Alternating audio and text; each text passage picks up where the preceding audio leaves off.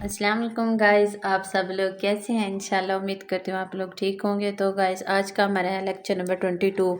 Lecture number 22 में हम देखेंगे ओवरीज़ के बारे में। ओवरीज़ क्या होती हैं, तो सबसे पहले हम इसकी डेफिनेशंस की तरफ चलते हैं।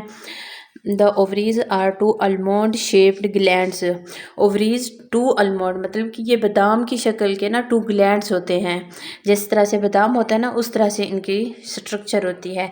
Placed on each side of the uterus, ये यूट्रस के दोनों साइड पे, ईच साइड मतलब इस साइड पे भी, इस साइड पे भी, दोनों साइड पे प्लेस्ड होते हैं।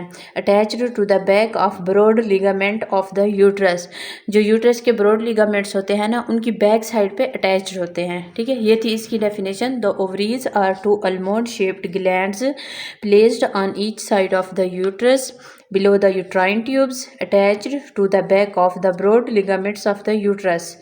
ठीक है, ये है इसकी डेफिनेशन। आगे हम स्ट्रक्चर की तरफ चलते हैं। स्ट्रक्चर ऑफ ओवरीज, ओवरीज की स्ट्रक्चर किस तरह से होती है।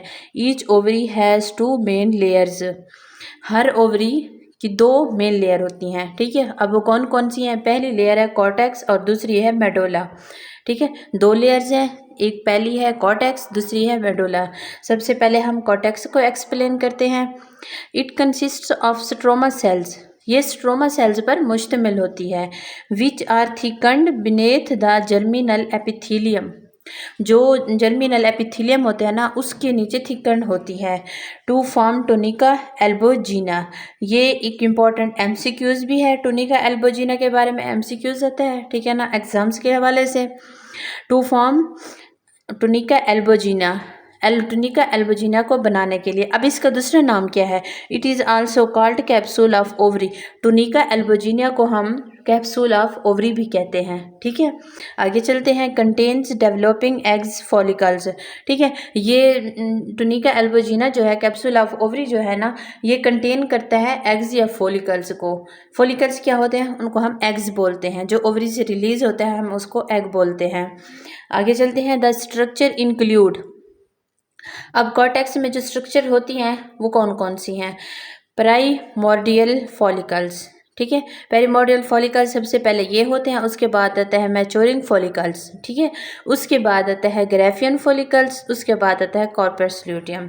ठीक है, सबसे पहले पेरिमोर्डियल फॉलिकल्स, फॉलिकल्स को जैसे कि आप जानते हैं एग्स को हम फॉलिकल्स कहते हैं, ठीक है ना, ये सबसे पहले होते हैं। उसके बाद मैच्योरिंग फॉलिकल्स, जब एग मैच्योर हो जाता है तो हम उसको कहेंगे मैच्योरिंग फॉलिकल्स। ठीक है, उसके बाद ग्रेफियन फॉलिकल्स, ठीक है, उसके बाद तीसरा है कॉर्पस ल्यूटियम। ठीक है, ग्रेफियन फॉलिकल्स के बाद कॉर्पस ल्यूटियम बनता है।